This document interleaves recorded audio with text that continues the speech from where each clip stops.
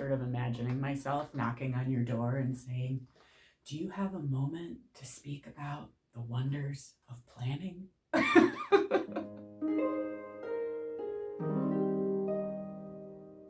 Hello, Moon Babies. It's Molly. How are you? Welcome. Welcome to the channel. Thank you so much for being here. It's really good to be here with you. So in this little video snippet, I wanted to speak about the magic of planning and planning for your magic. One of the questions I receive most often is, what do you recommend for living a more magical life, an enchanted life, or maybe just a life with a little bit of breathing room for your practice? That's a good aspiration, right?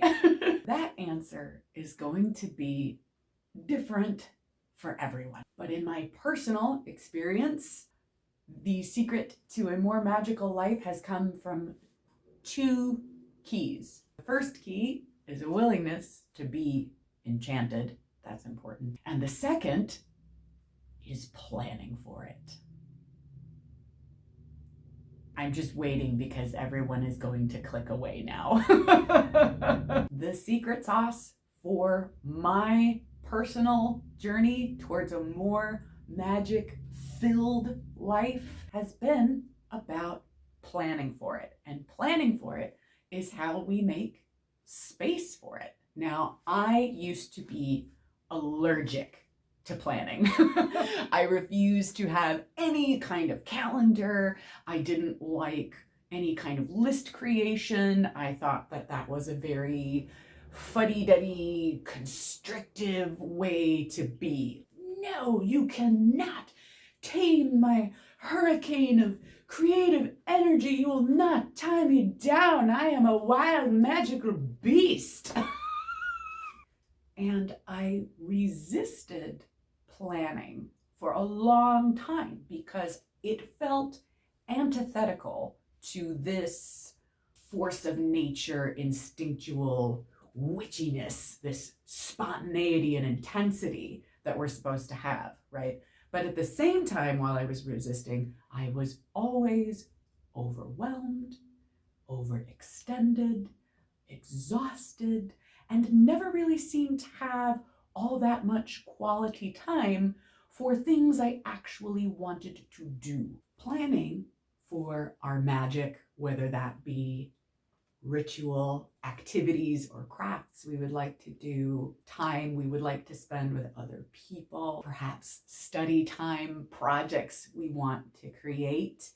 The beauty of planning for these things is it creates the pockets of time for them to actually happen, for beautiful things to unfold, for there to be coziness, should we desire it. Planning allows us to set boundaries and allocate our energy and resources. Sounds pretty witchy to me.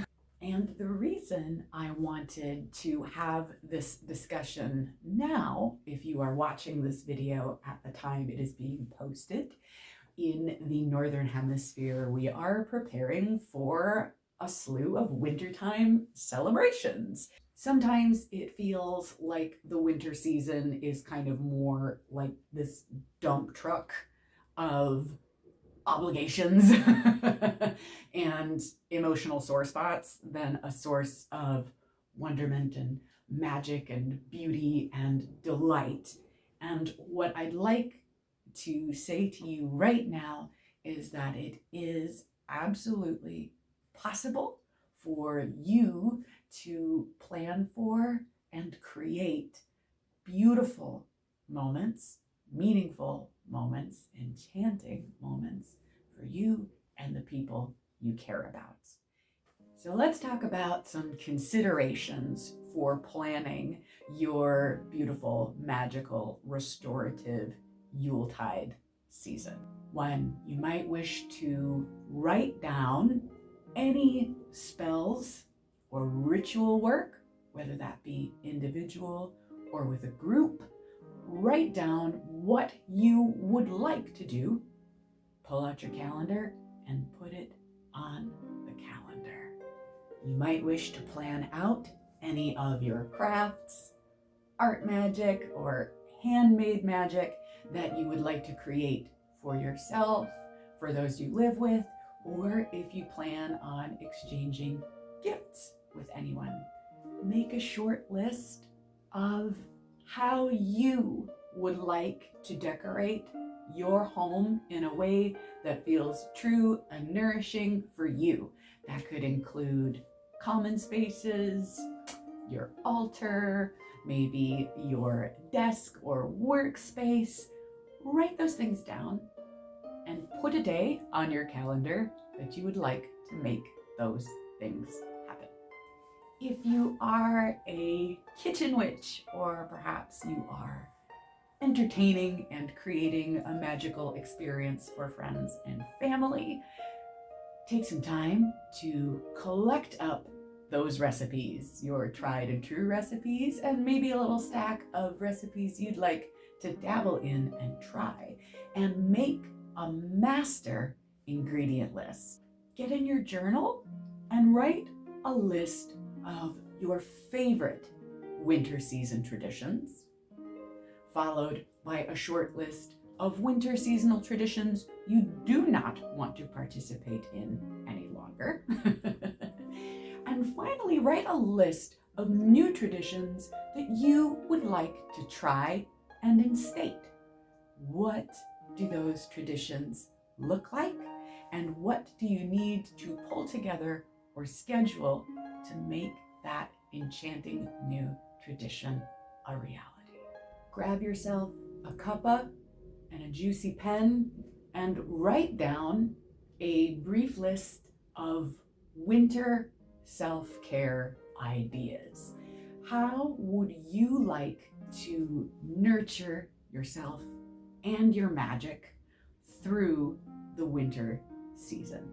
If this practice sounds good to you and helpful to you, and you're like, yes, give me a magical season, and you'd like a little additional support, I've created the Enchanted Yuletide Planner for you. This is a free printable. It's 10 pages of magical planning prompts, and it's available for you for free on the blog. I'll leave a link in the description. It's so free, you don't even have to put in an email address or anything like that to get it. Just grab it, use it, and make magic in your life, Moon Baby. I want to thank you so much for watching and for joining me on this little magical planning chat. I did want to use this opportunity to give you a brief update. Some of you have been asking about where you can find me. I'm not currently active on Facebook, and I'm not currently active on Instagram, but you can always find me here on the blog, Patreon, and on the mailing list. So when you go grab your planner, if you would like to stay in touch, there is a box for you to enter an email address to receive love letters. I want to thank you so much for being here, and I want to send you all of the big blessings of the season from my home to yours, wherever you are in the world. Witch on, witch boldly, and be well, my friends. Bye for now.